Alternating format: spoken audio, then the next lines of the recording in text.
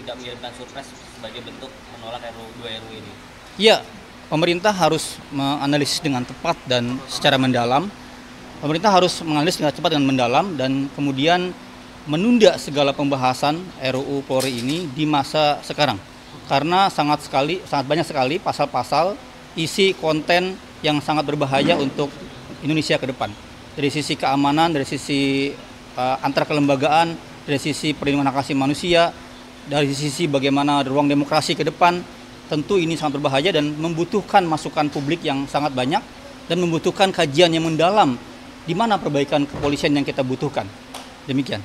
Dan apa artinya kalau misalnya Presiden tetap mengirim surprise untuk RUU bermasalah itu, mau TNI ataupun Polri? Iya, kalau kemudian Presiden Pak Jokowi mengirimkan surprise dan tidak melihat substansinya secara kritis, kita bisa mengetahui ada udang di balik batu. Jangan-jangan ini undang-undang yang selama ini memang digodok, disiapkan oleh pemerintah, tapi kemudian diselipkan oleh DPR. Kami khawatir seperti itu gitu. Karena apa, ini tiba-tiba muncul, tiba-tiba diusulkan, disepakati di balik begitu cepat gitu. Padahal sejatinya undang-undang disiapkan, di draft, dikaji secara mendalam, disosialisasikan, diuji secara publik di masyarakat, kemudian menerima masukan yang luas seperti mandat dari MK di mana dia ada partisipatif yang secara sejati. Artinya tidak ada semangat reformasi gitu dari Iya, Pak Jokowi? tentu ini adalah warisan yang sangat buruk dari pemerintahan Presiden Jokowi. Jika kemudian di akhir pemerintahannya kembali membuat dan menyetujui undang-undang yang sangat buruk terhadap demokrasi, hak asasi manusia dan memukul mundur ya pencapaian reformasi yang kita capai pasca reformasi. Bang, dari RUU itu kan banyak yang bisa dicatat Bang. Nah, ini yang paling disoroti apa sih Bang? Mungkin bisa disampaikan Bang. Ya, tadi dimulai dari adanya kewenangan perluasan di isu siber. Bagaimana kepolisian sekarang bisa di draftnya ya diusulkan untuk bisa langsung melakukan blokir, penghentian dan masuk intercept di situ. Yang kedua juga yang berbahaya soal penyadapan. MK memandatkan adanya undang-undang penyadapan terlebih dahulu agar apa? Agar lembaga-lembaga yang menyadap itu kemudian tidak melanggar hak asasi manusia. Nah, ini langsung dia punya konten penyadapan ke situ. Yang ketiga, ada banyak kewenangan Intelkam yang dia akan potensi konflik kepentingan dengan banyak intelijen yang lain. Ada RU intelijen, ada BIN di sana, ada BAIS di sana. Ini kepolisian masuk lebih dalam seperti ya naik ke atas fungsinya sebagai koordinator intelijen. Yang keempat, dia juga masuk kepada ranah di mana menjadi seperti majelis tinggi atau semacam super body dalam hal investigator. Di mana dia misalnya dalam rekrutan penyidik pegawai negeri sipil, penyidik di undang-undang lain, penyidik KPK, penyidik kejaksaan, penyidik lingkungan hidup, penyidik perburuhan, harus ada rekomendasi dari dia. Ketika pembinaan pengawasan juga ada di kepolisian. Ketika juga sudah melakukan penyelidikan ada laporan ke kepolisian. Jelas bagaimana kalau ini jadi ada intervensi yang luar biasa dari penyidik Polri kepada penyidik di KPK, penyidik di Kejaksaan Agung, penyidik di lingkungan hidup, penyidik di perburuhan gitu. Yang kelima adalah bagaimana dia potensi tumpang tindih dengan lembaga yang lain. Ada kewenangan misalnya untuk penelusuran atau pemeriksaan soal keuangan. Dia konflik dengan PPATK. Soal siber dia konflik dengan BSSN. Soal apa lagi? Soal siber dia konflik dengan Kominfo juga. Ada banyak yang akan dia ketemu dan tumpang tindih semakin parah gitu. Yang gak kalah penting adalah juga soal pengawasan. Kita nggak melihat problem pengawasan yang lemah itu mewujud di undang-undang ini. Selama ini Pak Mahfud ketika Menko Polhukam cerita tentang pentingnya pengawasan. Di kasus Sambo bagaimana justru internal melakukan tindakan yang luar biasa berbahaya. Di kasus misalnya di Minahasa, di kasus yang banyak sekali. Yang diperlukan adalah penguatan pengawasan. Bukan bagaimana sekarang internal yang terbukti kurang efektif melakukan pengawasan diteruskan. Sekarang tidak ada penguatan Kompolnas di sana gitu. Itu juga nggak kalah penting adalah soal penambahan usia. Kita nggak melihat urgensi penambahan usia bagi kepolisian.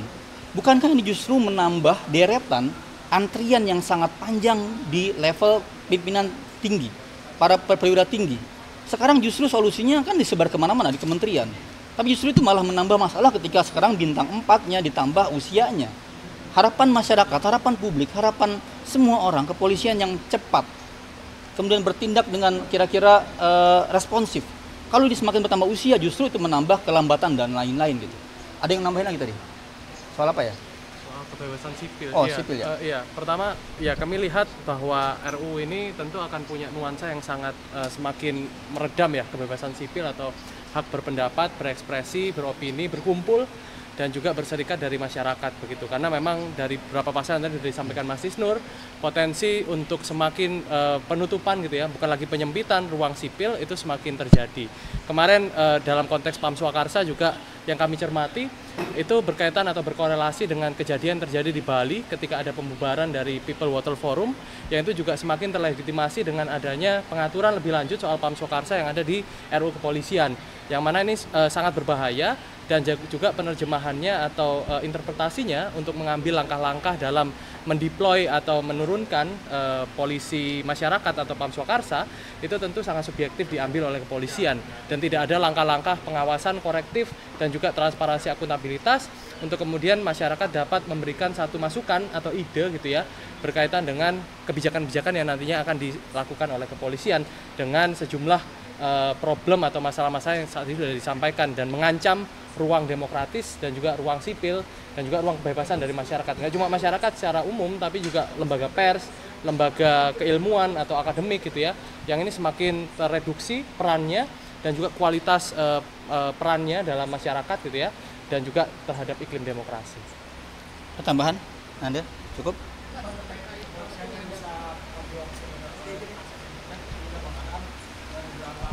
Nah ini nih.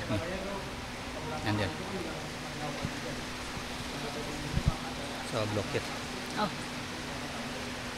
Ya, kalau kita lihat di rancangan undang-undangnya memang ada pasal yang memberikan kewenangan bahwa polisi dapat memblokir, memperlambat akses internet dan menurunkan konten ya, kurang lebih seperti itu demi untuk penanganan ataupun pencegahan pelanggaran seperti itu. Dan kalau kita lihat misalnya dalam konteks pencegahan ini menjadi sangat luas sekali gitu, karena kalau kita lihat dalam konteks Papua contohnya atau waktu itu Wadas ya, kita lihat ada pemutusan akses internet ataupun pelambatan akses internet yang sebetulnya itu malah bukan memecahkan masalahnya gitu, karena kan justifikasinya itu untuk memperlambat penyebaran hoax misalnya seperti itu. Tapi kalau kita lihat ternyata itu tidak juga menjadi solusi seperti itu, karena malah yang terdampak tidak hanya pada lokasi-lokasi tertentu atau pada orang-orang tertentu yang dianggap menjadi masalah, tapi malah terdampaknya lebih luas gitu. Apalagi kita lihat bagaimana akses internet, kemudian akses terhadap informasi ini menjadi kebutuhan vital ya bagi masyarakat, tapi ketika misalnya ini kemudian ada di bawah kewenangan Polri yang kemudian tidak jelas juga seperti apa misalnya justifikasi ataupun indikatornya ketika kepolisian bisa menindak konten-konten berbahaya, menurunkan ataupun memutuskan dan melambatkan internet, nah itu maka akan menjadi bahaya yang sangat besar dan sangat mungkin ruang sipil kita tidak hanya di fisik tapi juga di online menjadi sangat-sangat terbatas. Masih ada?